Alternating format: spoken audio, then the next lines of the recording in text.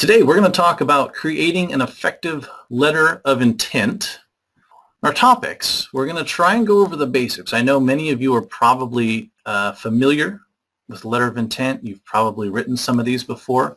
We're going to still go over just the basics so we know that we're all on the same page about what it is used for, and how to use it effectively. I'm going to talk to you a little bit about the difference between a binding and a non-binding letter of intent. You may or may not know that just putting the word non-binding LOI on the top of your letter of intent doesn't help you. There's some language that you need to make sure is included, and even within that language, a disclosure language, you want to make sure you have the proper, there's a couple sentences that are very, very important to have in those. So we're going to go over a sample of what that could look like. Again, this is just an example. I don't practice law. I'm not an attorney. You want to have whatever your non-binding language is, you want to make sure you have that cleared along with the rest of your letter of intent by your legal counsel. You want to make sure you pass that by your broker and their legal counsel before you start using those, because essentially what we're doing here is we have a letter that could be a contract. If you don't have that non-binding language, for example, you could write, if you have terms on a cocktail napkin that both parties sign, you could take that cocktail napkin into a judge's office and you could get a judgment against you that is an enforceable contract. So we got to be very careful with how we do these things. So we'll talk about that. I'm going to go over several examples of real letters of intent. We're going to go over the wide range of different ways to respond and counter to those, and how to do that effectively and make sure that the process goes smoothly. So what we're trying to do is use the letter of intent in a couple different ways, but really we're trying to get an idea of the high level deal points and make sure that we're in agreement before we put together an 11, 12, 15, 20 page purchase sale agreement, or the attorneys do. We need to make sure we're in agreement. So it's really kind of greases the wheels and gets everyone on the same page with, okay, well, what are we talking about here? And what are we in agreement with, and what are we not in agreement with?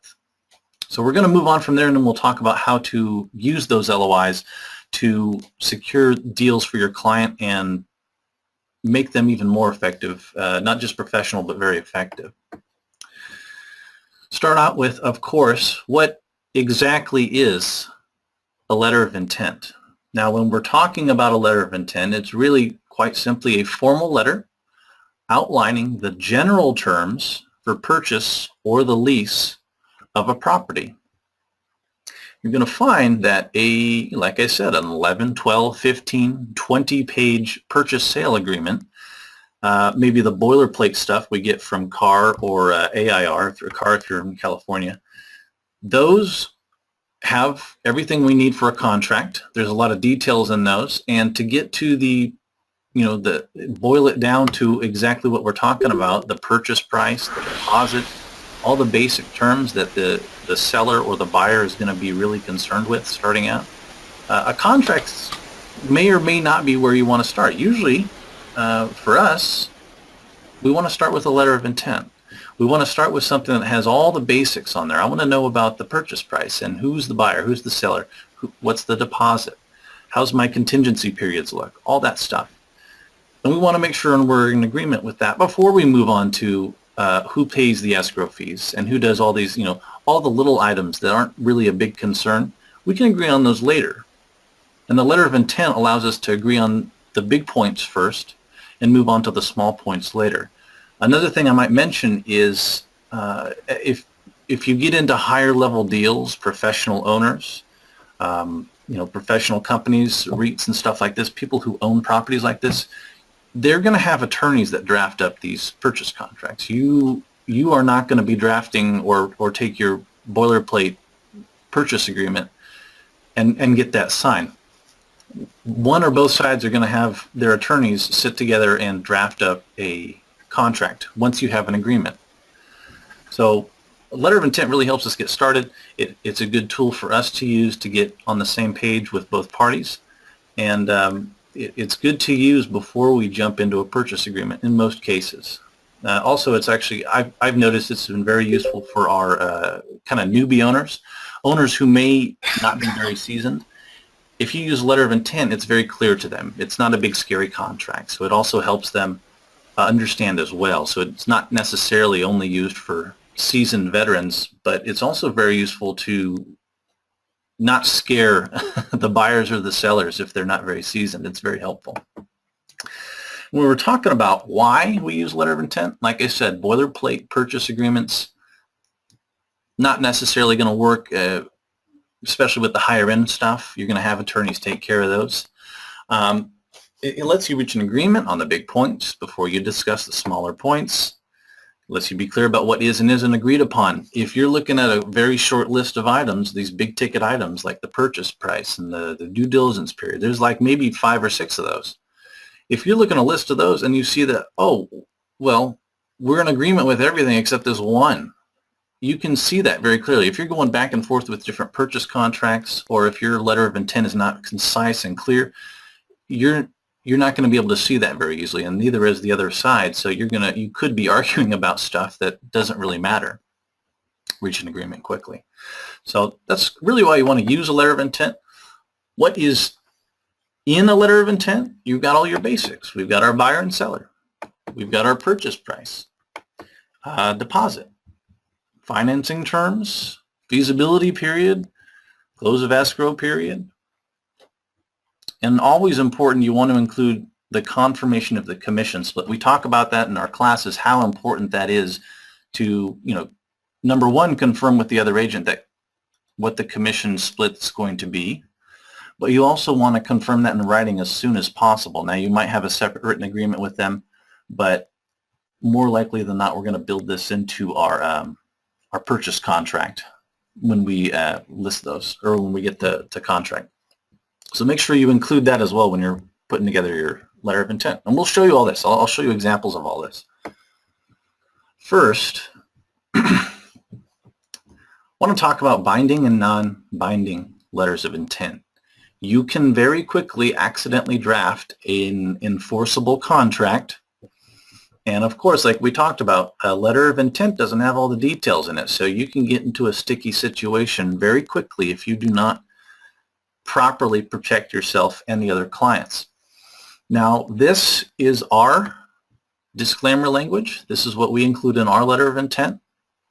As I said before, this is a sample. Don't copy this and use this unless someone approved it. Charles, yes. We're recording this. We record all of our webinars that are available on our website at straighttalkacademy.com. You can go view any of them at any time.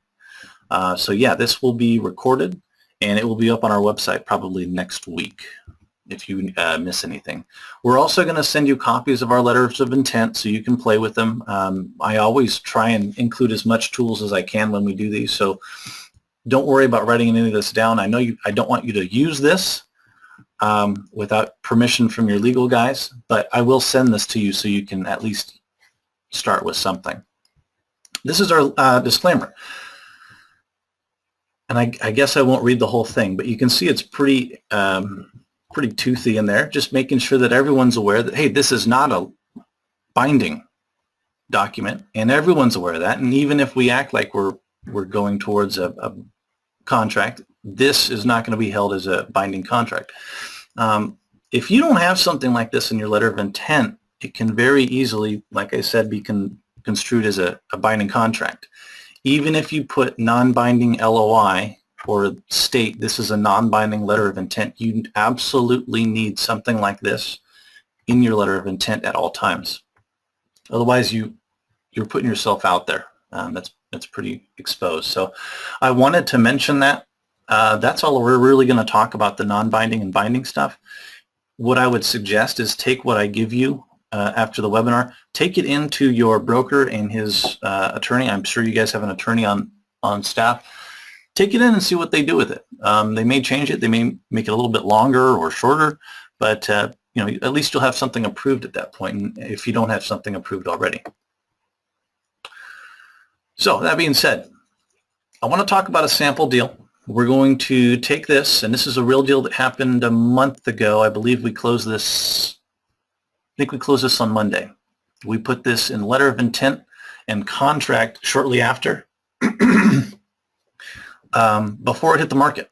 We got a call from the agent, and we took our buyer and we put him in contract, or letter of intent and in contract right after, immediately. And it was on the market the next day, and he already had like 5 backup offers. So we got in there quickly because we were able to quickly put a letter of intent that was clear and concise, and he was able to see that we were in agreement, and we moved quickly.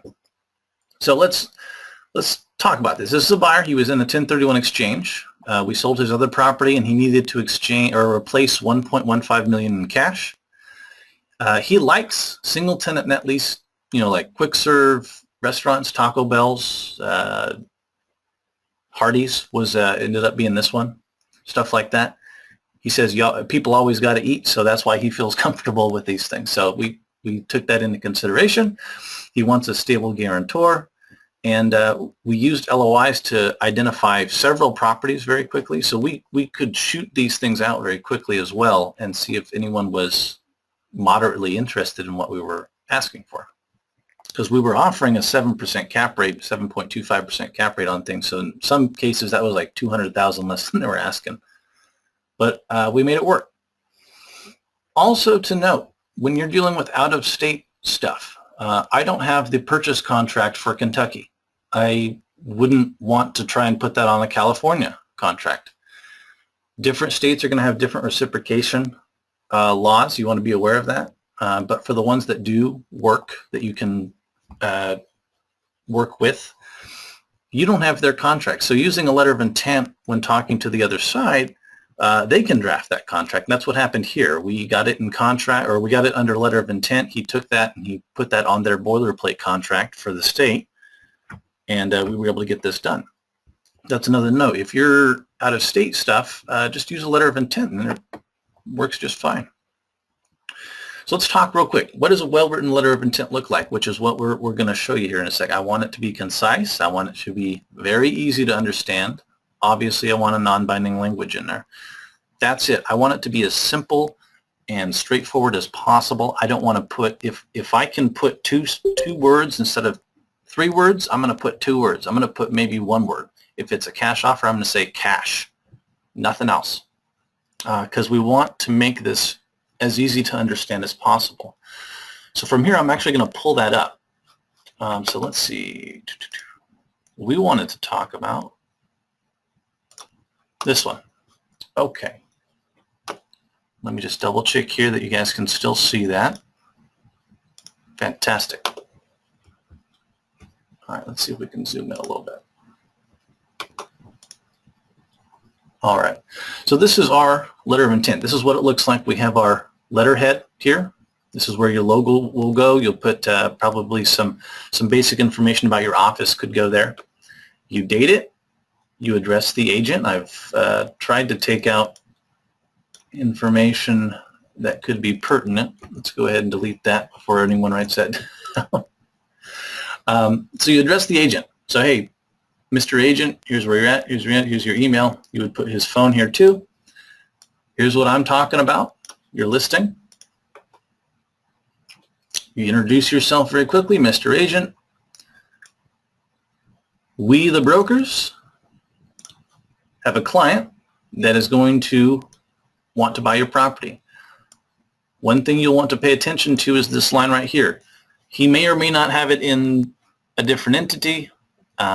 He may use it in his own name.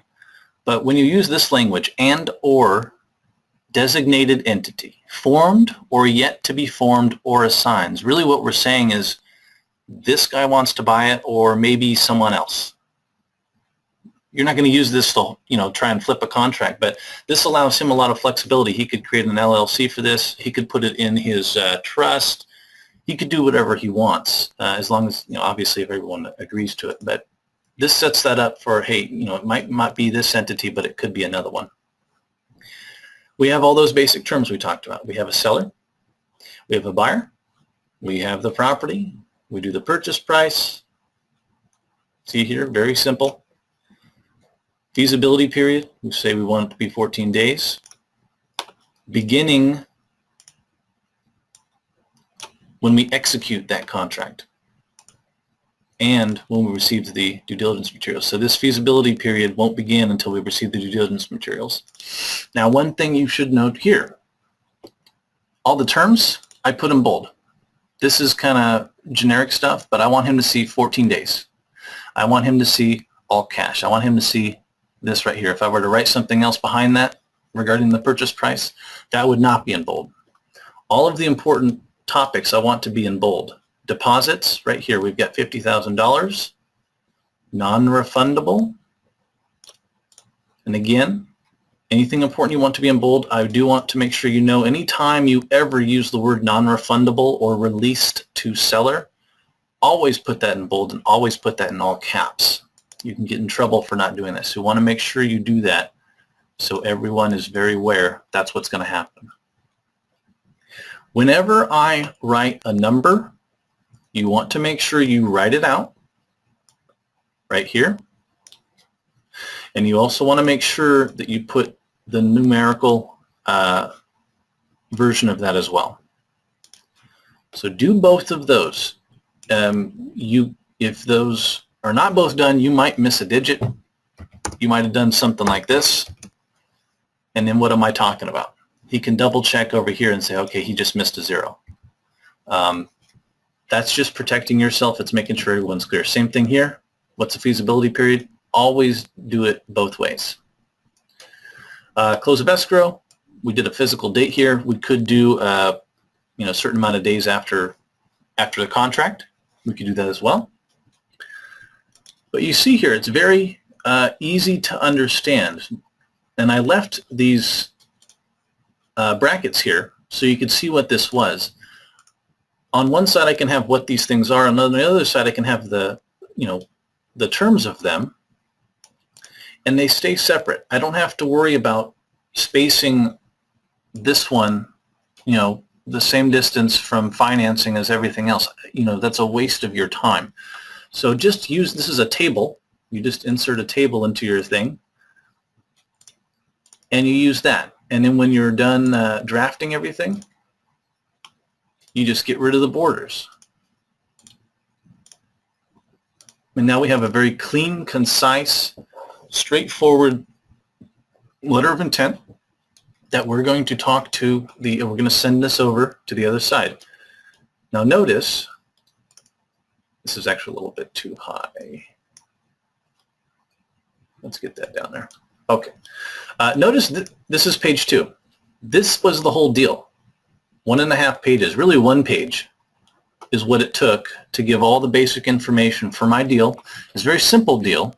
In our classes, I think we go over one that's like, it takes us 2 paragraphs to discuss what the deal was, but we still got it done in a 4-page letter of intent. This is a 4-page letter of intent. So we basically took up the rest of page 2, and we were able to get that whole deal put together. And it was very complicated. There was all kinds of back and forth stuff going on there.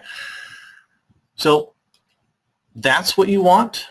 A couple other things you should notice. Every page has a buyer initial and a seller initial. This is in the footer. Every single page.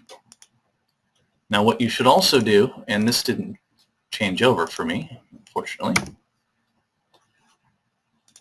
you should also make sure you have how many pages total this thing is.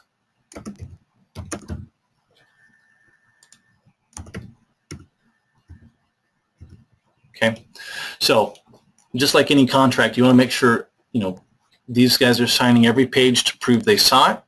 You're also saying this is the first page of 4 total pages, so it's clear how long the document is. You're going to notice that in all your purchase agreements and all your other legal documents. That's what's going to be there.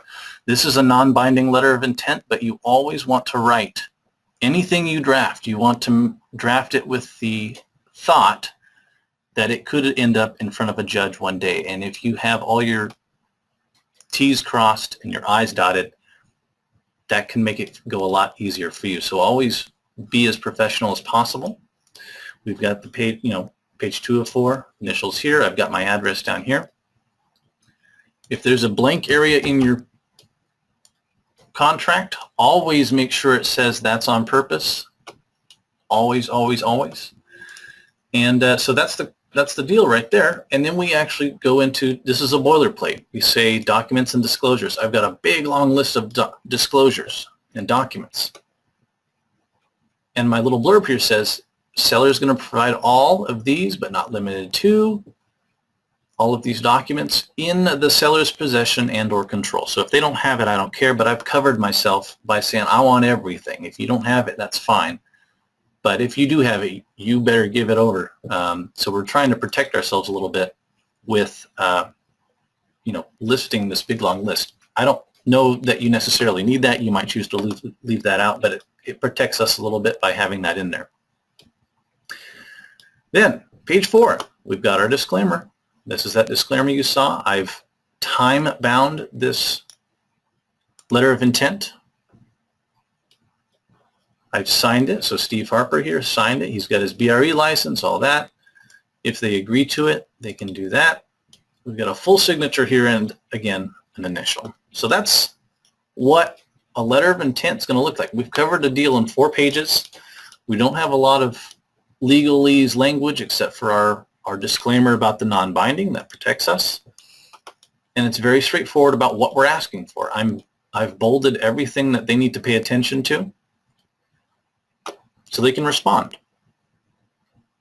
So that's, going forward, that's what a letter of intent looks like. Now, second question.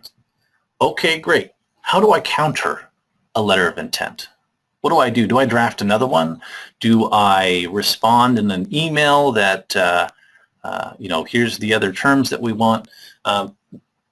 There's a couple ways that the professionals do this. And one of the main ways, especially in leasing, is something called red line changes. And I'll show you how to do that. Your letter of intent is going to look so sharp if you do this. What it is you have your Word document like I just showed you. You're going to do those changes and then provide a copy with those changes that the other side can edit. So they've given you a copy of their letter of intent, and you can go in and do those changes and then deliver it back to them. I'll show you what I'm talking about.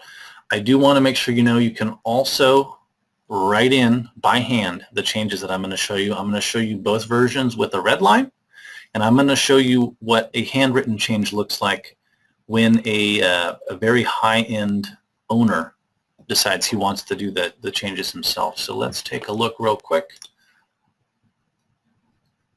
at some red line changes. So say this is the same deal. This isn't what happened. We actually got that in contract right away. But say I had some changes that I wanted to make, or the agent wanted to make. So he comes in here, he opens up his Word document, and he'll go over here to Review. It's a tab up here, and this is in Microsoft Word. Most word processing documents are going to have something like this. I want to track the changes. Okay? So you just click this. And when I click that, anything I change is going to change to that. It's going to say, hey, we deleted that. And right now I can reject that because I didn't want to change that. So right here with my email that I should have deleted, I can delete it and accept. But this is what this will look like. So the seller, we wanted that. He said it's Bill Moneybags. He deleted this, just like you would normally change stuff, except it's tracking what's going on. So I can see he's delivered me the name, Mr. Moneybags, and he's told me what he's okay with. So what this does, you want to make sure you put okay with everything you've agreed to, because that brings out in the other side's mind, they say, oh, it kind of makes them see that, oh, we're in agreement in most things. We've agreed on a lot of stuff. So he okayed that, he okayed that. Maybe he wanted a different price point. So instead of 1.8, he said 1.9. And he's written it out just the same way I did. Very easy to see that we have one counterpoint right here. It says, okay, okay. Oh, he wants the close of escrow out. So he's extended that out. Same stuff. He's okayed everything else. And what's this? So sometimes what you'll do is you'll put a comment on something. So looks like this guy didn't read my whole disclosure about it's only things that he's in possession of. which happens. There's no counterpoint. He's just making sure we know that the owner will only provide stuff he has possession of. That's fine. All right. And then the seller or the buyer, whoever, would initial these and also initial all changes. So he would initial this. He would initial this as well. So when you put that in DocuSign to make it official, you would actually have them initial next to all the changes. So that's how you redline change stuff. I do want to show you. And I blacked out all the stuff that was pertinent. When you have an owner or a high-level individual that knows what they're doing, again, we're talking about being concise. This guy had, if you look at number 2, he says, look, you offered 8. I can only go up to 7.852. That was the buyer. So the seller had this letter of intent prepared. We prepared this for him. And then he just countered it very quickly. So he went over here, he crossed that out, and then wrote his in and initialed it. Now when the seller got a hold of this, he came back and said no, and those are crossed out lines. He said, nope, I can only do 8.3. Actually, this was 8.6 right here, not 8. So he said, I'll go down to 8.3, and he initialed it and signed it. And I believe there was another counter. I think we got we ended up around 8 million on that. But you can see that between the 22nd and the 25th, we had 3 versions of this go back and forth. We didn't have to draft a contract. We didn't have to get emotional about anything. We just went over and said, no, I can do this. No, I can do this. It's a very quick way to go back and forth on something as well. So let's see what else you put. I don't think we had anything else. I think it was mostly, yeah, that was mostly what we were looking at. Okay, so yeah, you'll notice that's how you can do it as well. So now, obviously, when it gets this complicated, we just redraft something with the final terms, and then we can make this happen again, which is what ended up happening. I think we went back and forth like 6 times before we reached an agreement on this one. But you can see how that can be done.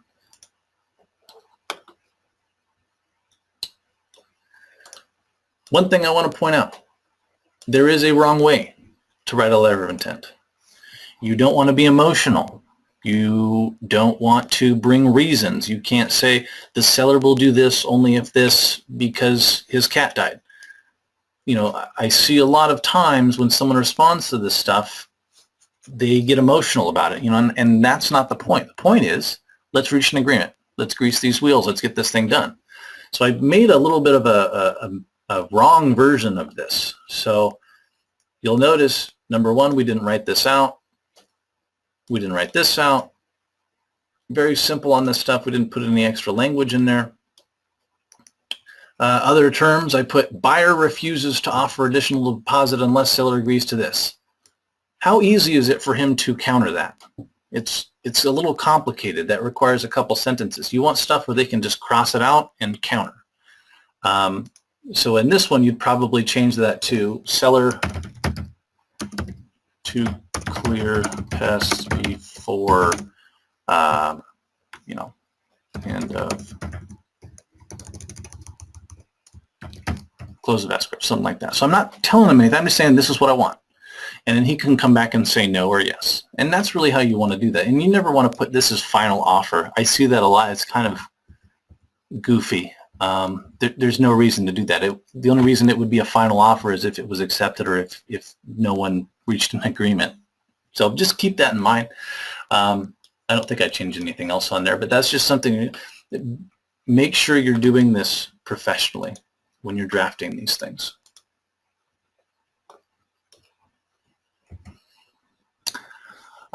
Couple do not do's. Don't send a counter in a written email. So don't respond to a letter of intent by just writing an email saying, well, he could do this or this. You want to make it work. You need to stay formal, and you need to, you know, just say, you know, do the changes, get it signed, and get it back. And then you can reach an agreement or not. And if you need to talk it through, you'll get to that point. Maybe you're 50,000 off. You can get to that point later. But don't Don't muddle it up by starting to negotiate things outside of the letter of intent. What you can do is say, you know, well, hey, here's what we're thinking. What do you think if we offered ABC? Don't get into deep negotiation. Sometimes it's important to find out what their hot buttons are before you draft a counter or draft a letter of intent. But don't go in and just start trying to make a deal happen verbally with the other side. There is some discussion you probably need to have with them, but don't try and do the whole negotiation by just talking to them. Find out what they want. Find out what their hot buttons are. Maybe it's a short due diligence period, something like that. And then draft a letter of intent based on those thoughts. So now, one other way that you could end up. So I've just showed you a couple different ways letters of intent can be drafted. We're going to give you our boilerplate one that we use.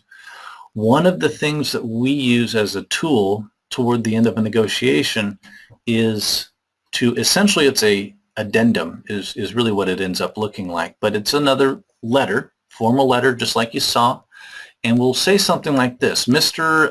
Moneybags, I'm pleased to report that our client, Frank McSeller, is largely in agreement with probably all of the terms in your letter of intent, counter dated blah, blah, blah, with the following changes.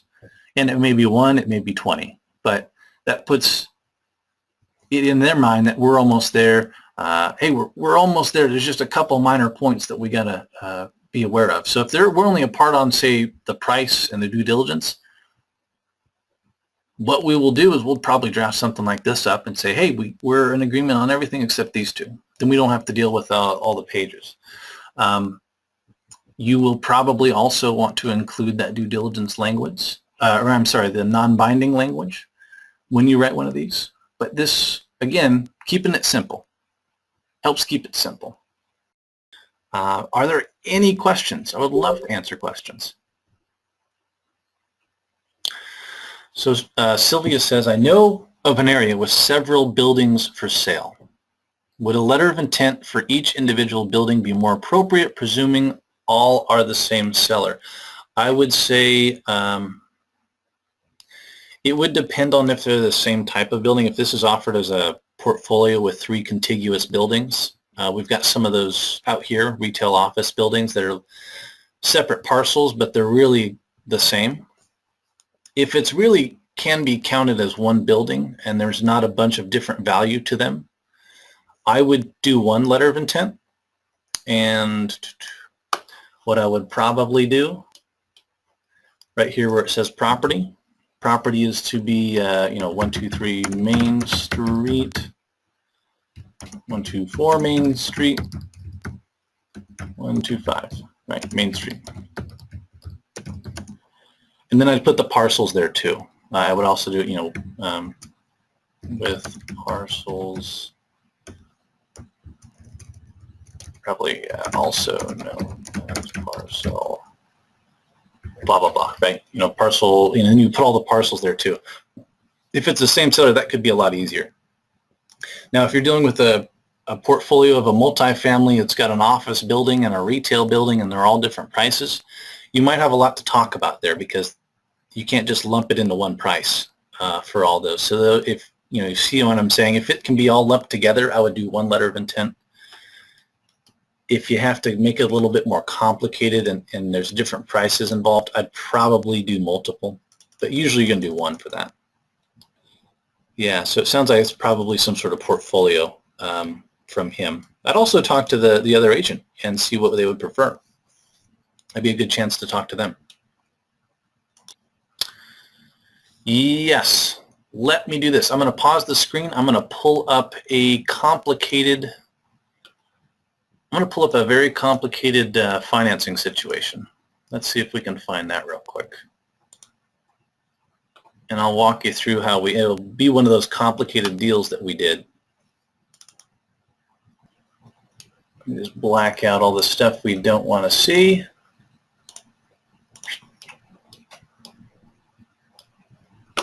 Okay, let's see here. Can you guys see that?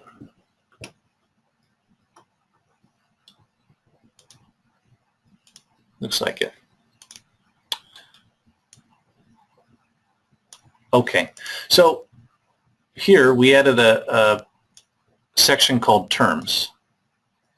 And we had here this seller to carry back a purchase money note, again in bold, secured by a second position deed of trust. So he's behind the first position.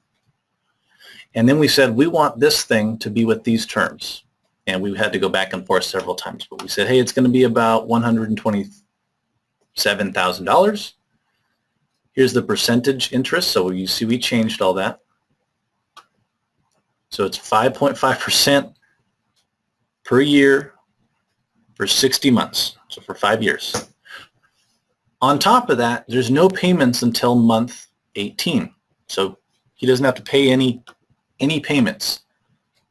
But all the interest from that is added onto the loan. So you see it's already getting complicated, but we've kept it very simple here. We've only got 5 points, 6 points. Right? So now we're saying after the 18th month, on the 19th month, these are interest-only payments. He's not paying down the balance, and all the other interest that was gathered is added on top of that. Point 5, buyer to have an option to extend the loan by additional 60 months. So we've also cut an option to extend the loan at 7% interest after this first 5-year term. And then, of course, note is due on sale or refinance. So whenever he refinances the property, whenever he sells the property, or if this term runs out, the 2 5-year terms, if he decides to go there, that's when he has to pay everything back.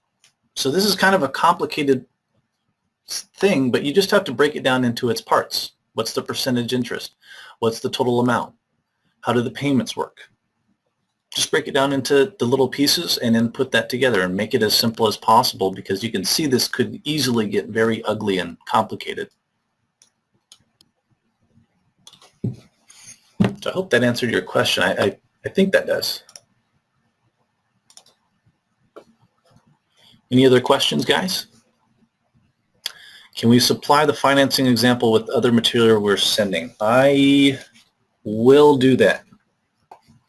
So we've got our lease template we need to send. We'll also send the boilerplate letter of intent that I showed you here today, and then we'll also send probably just that section with the terms showing you how that financing thing might work. So I'll send that as well. Oh, Sylvia, yeah, so that was the second position deed of trust. This was a seller carry. That one was, I believe, priced at 1.2. Was it? Yeah, no, that was at 1.3 was what that was at. And the buyer wanted some help basically with some repairs and some other stuff. There were some other things going on, but he just needed a second position from the owner to help him with his equity position on the loan. So because of who this guy was, the owner decided to do that for a little while to help him purchase that. So that was just the owner's carryback, was that 120. And I would say, yeah, you want to stay over 500,000.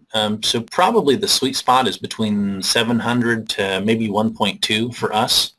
That's where we get a lot of our listings. It tends to be a lot easier for us because we're targeted more at mom and pop owners, not seasoned, very, very experienced owners. CBRE does a good job of kind of cornering that market, and Marcus Milchat, they do a good job of cornering those markets. So our thought is get in with these guys before they become big, successful investors, and we will grow with them, which you've already seen some success doing that. So that might be a good place to start too. Yeah, it does take a lot more hand holding though. Mom and pop owners, you almost have to teach them. We had the example that we had of this single tenant net lease owner.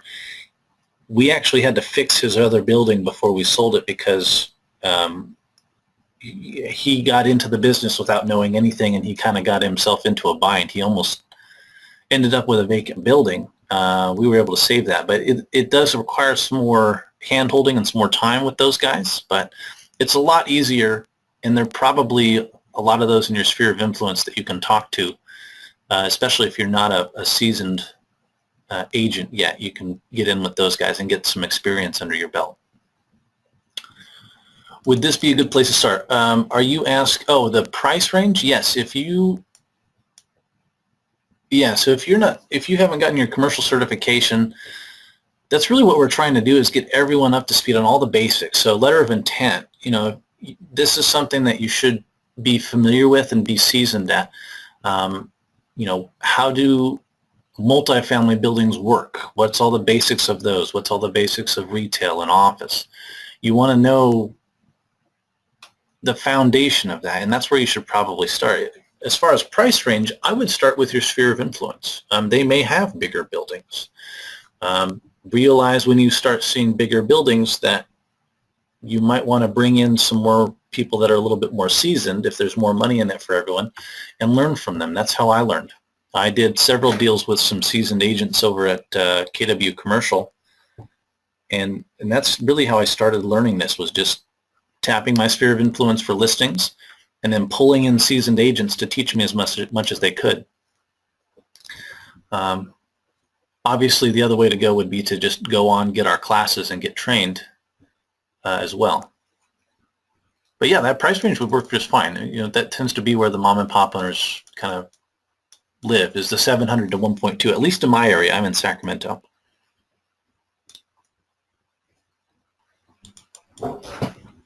Okay, so you're just working your way through it, yeah. So you probably saw in that intro, so the letter of intent was probably a little bit of a repeat. Maybe some different details for you, because I don't think we discussed in depth some of that red line change stuff. But yeah, just go through the process and then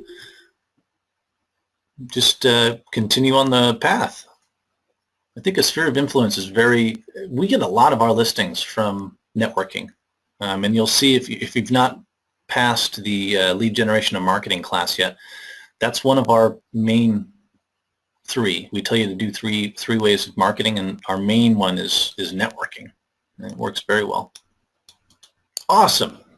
Yeah, that's another thing we're trying to do here, is we're taking these classes and these webinars that we're doing, and we're going to try and add them on as supplemental content for our students too. So if you had some questions about LOIs, I'm hoping that this fills in some of the gaps, and we're going to keep doing that. But yeah, absolutely. LOI counters are very different from residential pre-printed counter forms. They absolutely are, yes. And that's another, I think you probably learned in the class, if you're doing commercial real estate and you come to them with a residential form, CAR has commercial forms, they have residential forms, but I've seen a lot of times someone will come in with a residential form, and that kind of paints a target on them right away with that other broker. Well, guys, got 2 minutes left. Other than that, guys, thanks for showing up. I appreciate you guys sticking with me to the end.